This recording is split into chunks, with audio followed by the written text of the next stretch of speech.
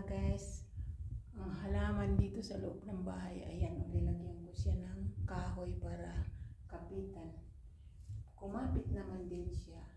Tapos, pumunta siya doon sa taas. Nag-iba siya ng destinasyon. Ayan. Hashtag. Ayan siya. Tumutubo na.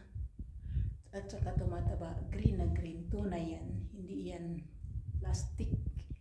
Tunay na halaman.